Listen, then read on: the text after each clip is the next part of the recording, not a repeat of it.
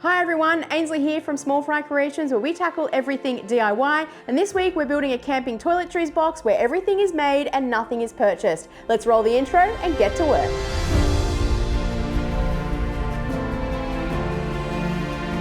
This box isn't just a box. For me, it's a representation of the skills I've been able to learn over the last 5 years on my maker journey, and I am just getting started. I hope this video can show you that the possibilities are endless, and that if I can do it, so can you, because the rewards are priceless. When my mum asked me to make her a toiletries box that she could take camping with no conditions other than it had to have a mirror inside that was the size of an A4 piece of paper, I thought this was the perfect opportunity to combine all of my skills and challenge myself to make every component of the box. So that's what I set out to do, and it all started with a piece of oak timber.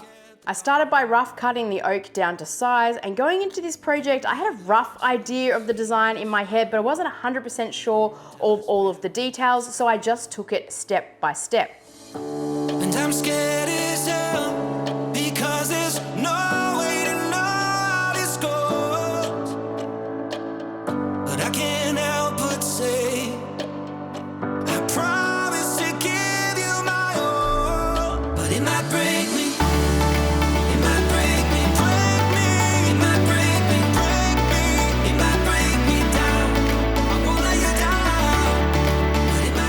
The top and bottom of the box is made of 3mm plywood, and I wanted something that was going to be lightweight and it wasn't going to be holding a crazy amount of weight, so 3mm should be fine. The plywood also gave a nice contrast to the box and gave me a nice surface to later engrave on. I cut a rebate on the top and bottom of all of the pieces to accept the plywood, and in hindsight I should have cut a groove and inset the plywood, as this would have been better because there wasn't a huge amount of glue surface where the plywood met the wood. But not to worry, woodworking is 50% making, 50% problem solving, so we'll fix that problem later on. To bring the box together, I cut miter joints, and I could have used butt joints, but I wanted the practice and I wasn't 100% sure what details I was going to add later on, and I also prefer the look of miters on a box. I used a stop block on the miter saw to ensure the matching pieces were exactly the same size, and I cut the plywood to size, and I could start to bring the box together with glue up.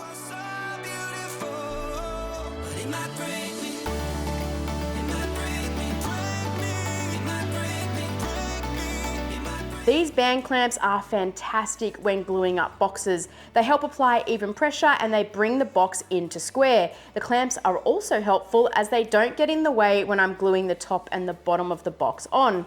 You'll notice I'm gluing the box all together, so it's completely enclosed instead of a top and bottom separately. I haven't done this before and I wanted to give it a go.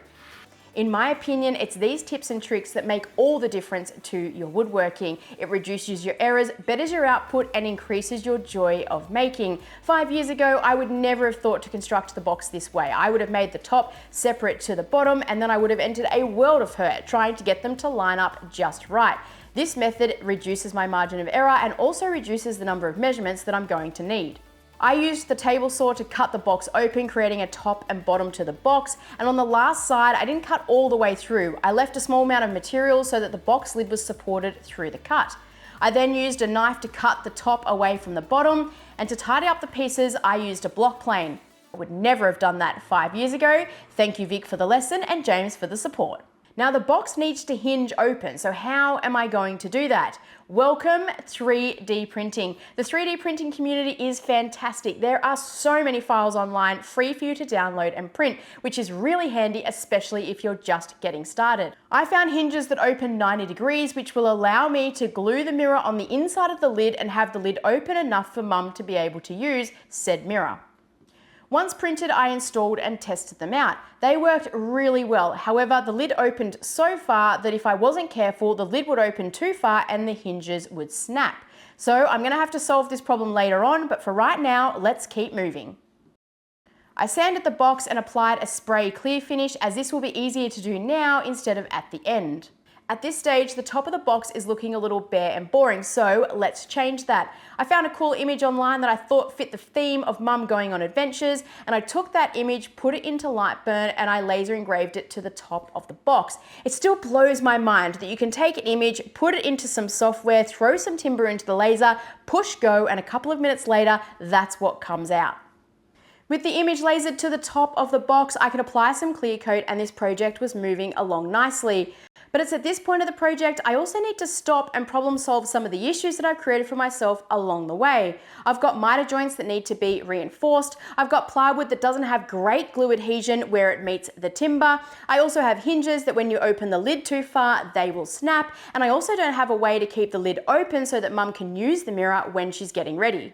With the help of 3D printing, I think I can solve these problems. Firstly, let's take a look at the hinge issue as well as wanting the lid to stay open when it's in use.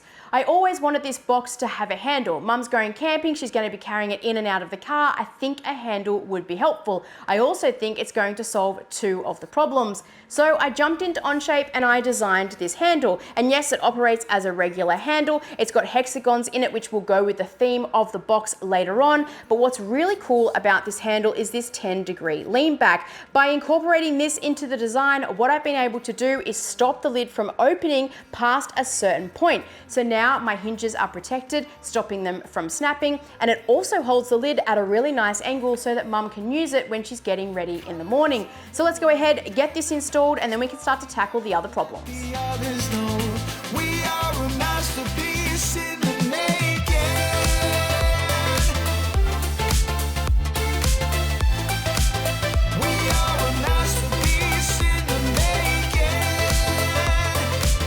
Now when it comes to reinforcing the miters and adding support to that plywood where it meets the timber, I think I can tackle this again together and solve it with the one 3D print. I jumped back into Onshape and I designed these really cool corner pieces, and these actually have a bunch of different benefits that I hadn't even thought of until I started to design them.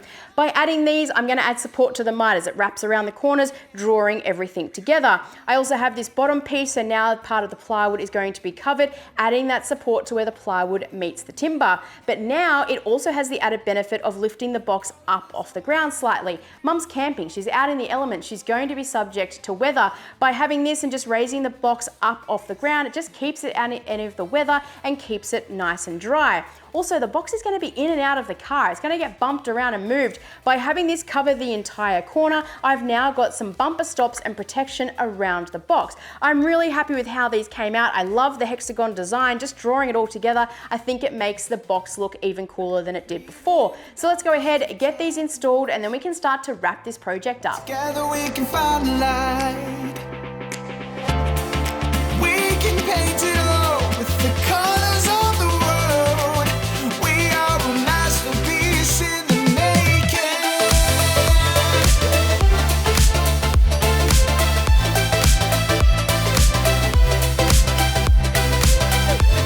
The last piece of the design was just some simple caps for the corners of the top of the box.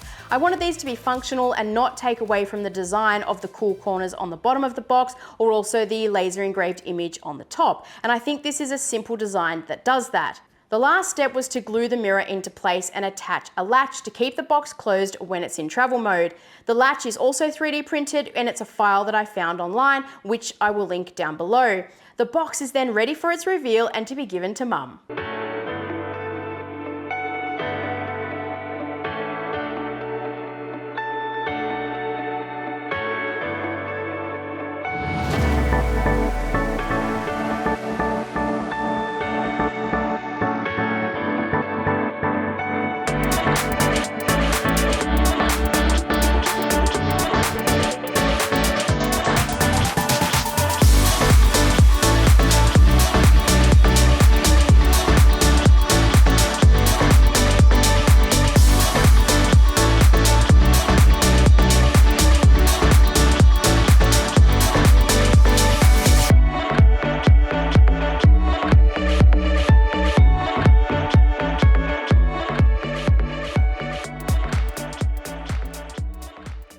So there you have it, the box is complete. I'm really happy with how it's turned out. Being able to challenge myself to use all of the skills that I've learned over the years is a really great feeling, from being able to laser on the top to design and 3D print the different elements that I needed to make the box functional. I'm really excited to hand it over to Mum so that she can head out on her adventures, and she's got something that I've made her to take with her. Now, if you have liked this video, you can help me out by hitting those subscribe and like buttons, and I'll see you on the next one.